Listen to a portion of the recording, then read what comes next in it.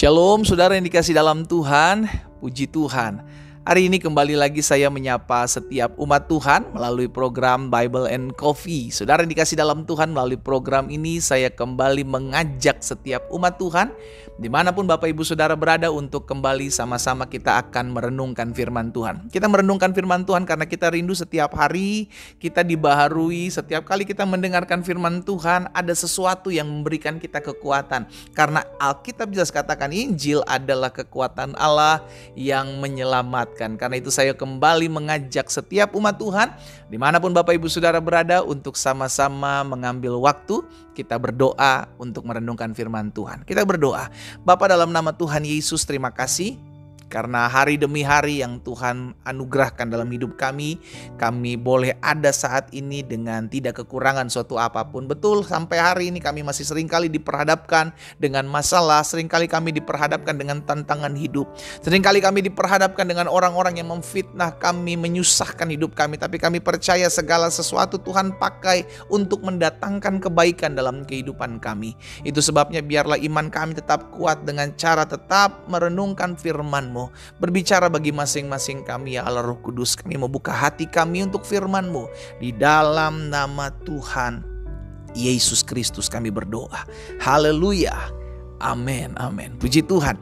Saudara yang dikasih dalam Tuhan, di dalam Kolose pasal yang ketiga ayat 9 dan ayat 10. Kolose pasal 3 ayat 9 dan 10. Paulus katakan demikian, jangan lagi kamu saling mendustai karena kamu telah menanggalkan manusia lama serta kelakuannya. Saudara yang dikasih dalam Tuhan, ketika kita menerima Yesus sebagai Tuhan dan Juru Selamat, kita mengambil keputusan secara sadar untuk meninggalkan apa yang menjadi masa lalu kita, ya kan?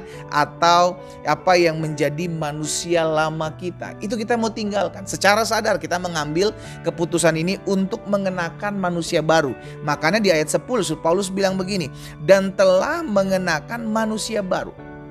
Ketika kita mau mengenakan manusia baru, otomatis kita harus melepaskan, gak bisa tidak, ya kita harus lepaskan manusia lama itu serta kelakuannya. Merugikan orang, memfitnah orang, ngejahatin orang, ngomongin orang, berselingkuh, berzina, berdusta, apapun itu. Semua yang tidak memuliakan nama Tuhan, itulah perilaku, itulah kelakuan dari manusia lama kita. Dan Alkitab mengajarkan kepada kita, tanggalkan itu, lepaskan itu, tinggalkan itu. Kenapa? Karena kita akan mengenakan manusia baru. Apakah manusia baru itu sempurna? Belum.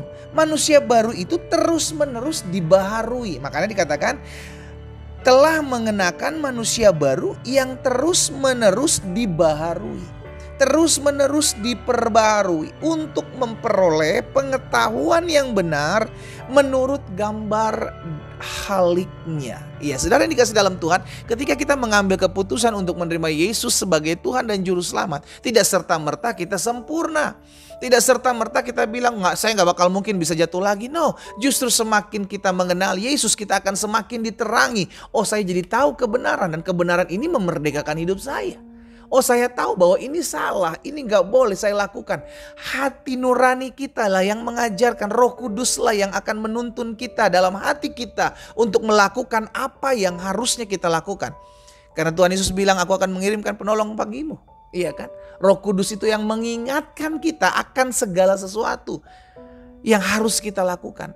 Itulah ketika kita mengenakan manusia baru yang terus-menerus diperbaharui. Saudara yang dikasih dalam Tuhan, ketika bangsa Israel keluar dari tanah Mesir, maka mereka terus dibentuk, terus diproses, terus dilatih untuk beriman, untuk percaya, untuk mengandalkan Tuhan. Terus disitulah di padang gurun itulah mereka dibentuk.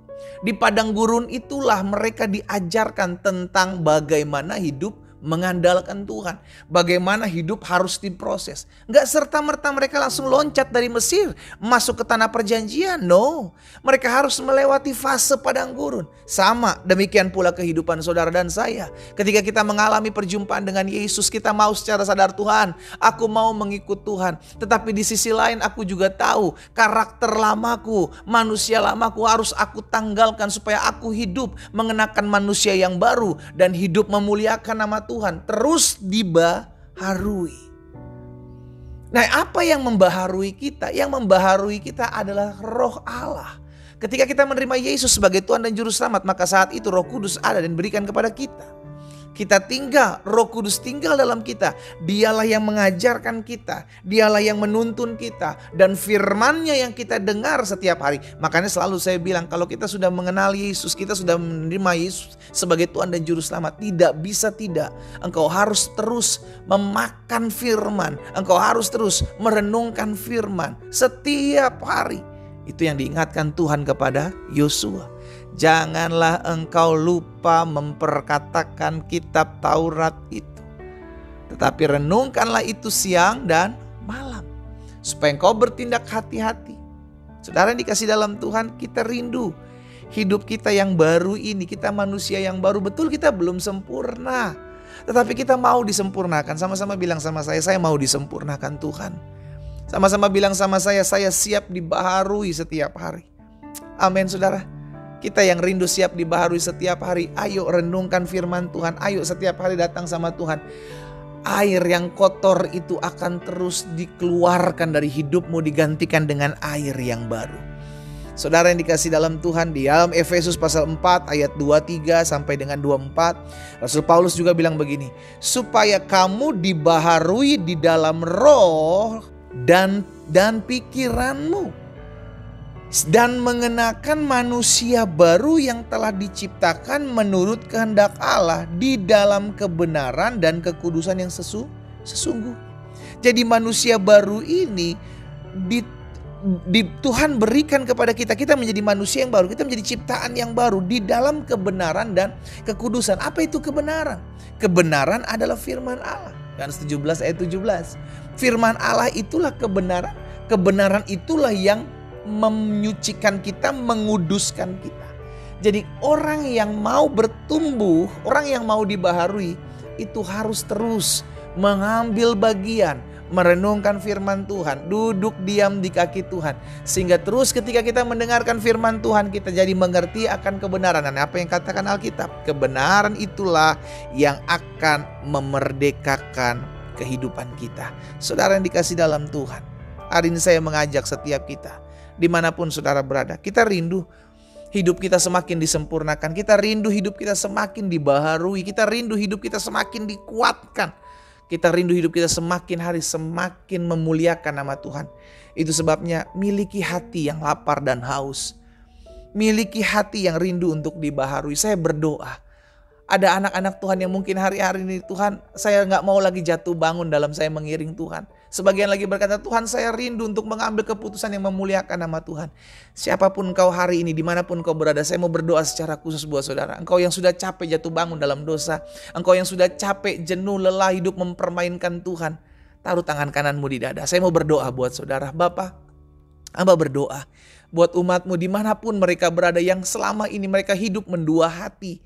Alkitab katakan orang yang mendua hati tidak akan tenang dalam hidupnya. Itu sebabnya mereka datang kepadamu saat ini, meletakkan tangan kanan mereka di dada. Mereka rindu hidup mereka, memberikan hidup mereka kepada Tuhan. Mereka mau benar-benar menanggalkan manusia lama mereka, dan mereka mau benar-benar mengenakan manusia baru mereka yang selalu dibaharui setiap hari. Itu sebabnya hari ini hamba berdoa dari tempat ini dalam nama Yesus. Biarlah turun kasih karunia Tuhan, anugerah Tuhan yang terus membaharui setiap mereka yang mau mengambil keputusan untuk tetap setia mengikut Tuhan, untuk tetap sungguh-sungguh mencari Tuhan. Hamba berdoa di dalam nama Yesus, Roh itu, Roh Kudus-Mu yang terus menuntun mereka untuk berjalan dalam kebenaran yang memerdekakan.